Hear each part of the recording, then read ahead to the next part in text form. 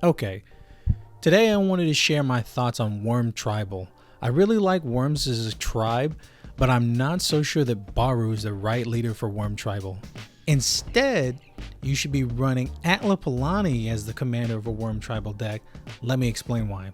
Atla gives us access to more colors and more worms and effects that let us use our ability to cheat big worms onto the battlefield.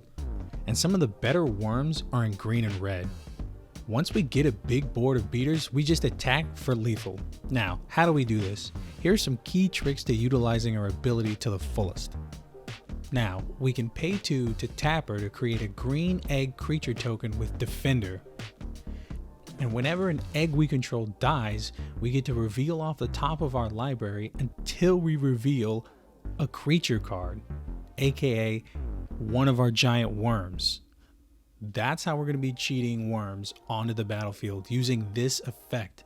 And I think that's so much better than Baru's ability to just, ramp big, put him down, and then create a couple of egg tokens and create a couple of worm tokens. Now, don't get me wrong, I think Baru's pretty good, especially in the 99 of this deck. Now, what are some ways we're going to be able to use our commander's ability to generate value?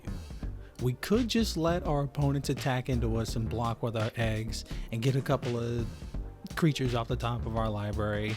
That's all fine, but our opponents are going to see this coming and they're going to know that we are trying to cheat something. Even if they don't know it's big worms, they know we're trying to cheat something onto the battlefield. And they might not necessarily attack us until they know they can attack us without us getting our value, aka they're going to remove our commander, they're going to attack with a flyer or something like that. So we can't rely on our opponents to attack into us so we can get the value off our commander. We're going to want to be able to do it ourselves by utilizing our enchantments to sacrifice our egg tokens to generate that value off of our commander.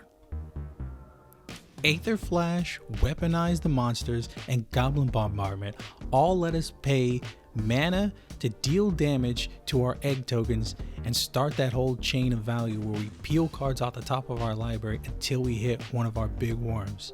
The same thing goes for Marauding Raptors. It even gives us a discount on creature spells in case one of those worms gets stuck in our hand and we have to hard cast it.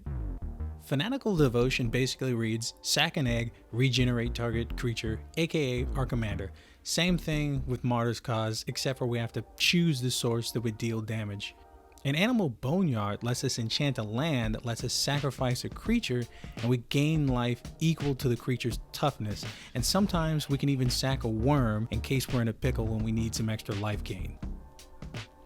Wanted to talk about Greater Good in this deck for a second. It's really good because it lets us sack an egg to trigger our commander's ability.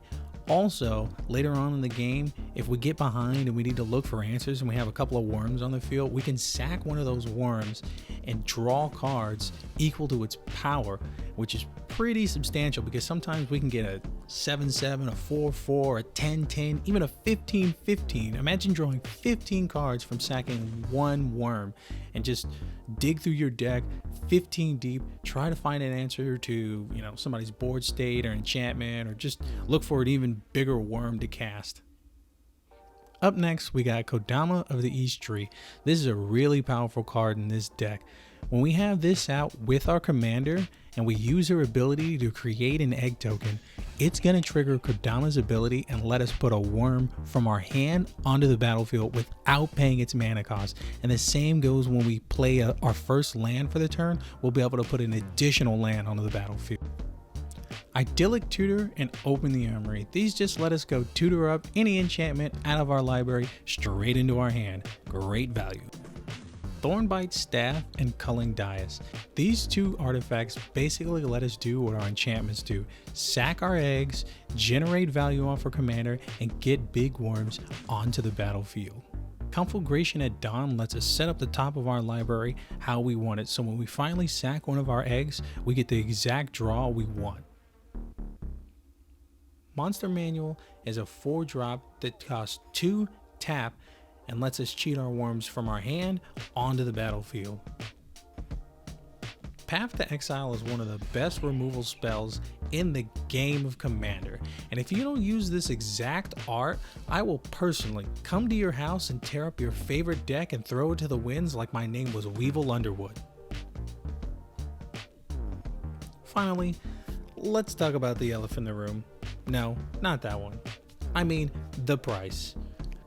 This deck is not cheap, but the main offenders for this come from a handful of cards, and if we take out every card in this deck that's $5 or more, and we adjust the land base back down to something more reasonable, like if you don't have duels, shocks, fetches, even pathways, and you just go down to the basic things like Ash Barrens, Bant Panoramas, and all the dual lands that enter the battlefield tap, your mana base for this deck comes down to $1. And with all those cuts, this deck can come down to as low as $80. Now, $80 for a deck that's this on theme and this powerful, and 100 cards no less, I think is a great value. The deck list is in the description, and with all that being said, I'm John, thanks for watching, and I'll see you guys in the next one. Out.